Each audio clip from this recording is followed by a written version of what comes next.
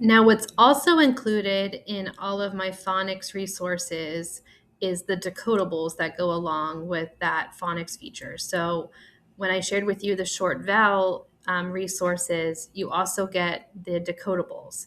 And when you download it off of the Teachers Pay Teachers, it will come in a zip file. So, one file will have all of the resources, and then one folder will have all of the decodables, and it'll say like start here, and that's what this means right here. So it gives you an overview of how many books you're going to get, and then it gives you this page which tells you what the titles are in the decodables that are included, what skill is included, what irregular words you're going to work on, what heart words you're going to work on with that particular book, what words you're going to do with dictation in the book, and what sentence you're going to do with the dictation in the book. So I'm going to show you an example of that. So we're going to look at the first book in the short vowels, which is Pat, and it covers short A. And we're working on the word has as our heart word. And we're going to practice these three words in the tap it and write it. You'll see that in a minute. And then this is the sentence we're going to dictate for students to write about this book. And I always like to have this sentence related back to the heart word if we have one, and also related back to comprehension and the phonics skill that is included in that book. So let's take a look at the book Pat. Now, this is a very simple book because it's the very beginning of my scope and sequence. They get more complex the further in my scope and sequence you go. So you get two versions of it. You get a mini book version, which looks like this, and all you have to do is print out all the pages for the mini book, and you print it. You can print it back to back if you want, or one to one, and you just cut it right in the middle, and you have two copies of the book to go. So here's the cover, and it tells you up here that it's doing short A, and the high frequency word is has. Now, in the beginning of all my decodables, when kids are just specially learning in the short vowels, I have pages of some practice blending, and these are words that are going to be in the book. So this is an example of what it looks like.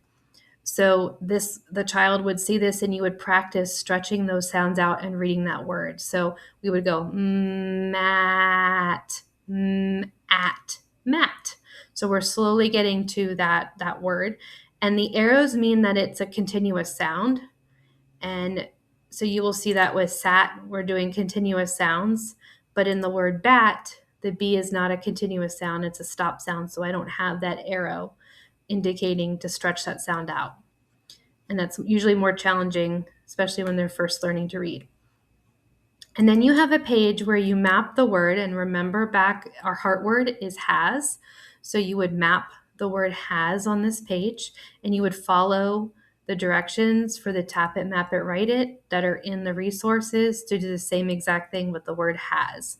And I give you the hearts above to color in which part makes, or is the tricky part, the heart part, which happens to be the S in this word because they haven't learned yet that S can make a Z sound. And then the pages start off pretty easy. Like I said, this is a very beginning decodable. And in my very beginning decodables, I have dots for students to help with their tracking.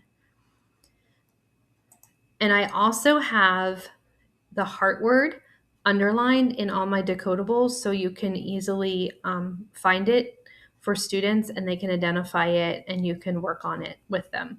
And I usually only have it underlined once, especially if it's in it multiple times, like in this book. I don't underline it every time. And notice there's no pictures, because one thing that the students can do afterwards, after you've read it, is they can draw the pictures for the book. So here are the first couple pages, and then you get into the tap and write. And on that initial page, I told you the three words you're going to tap and write. Here are the pictures. So you're going to tap and write the word mat, bat, and sat. And then here's the page for that sentence you're going to dictate to students. That is back on that initial page. And then I also give you another version. I give you a one-page version of the story. So if you don't want to print out the entire book, mini book for the students, you can just print out the one pager. And in my initial decodables at the very beginning, I have it with dots and without dots. And the one thing that's included in the initial or the single page is a comprehension question.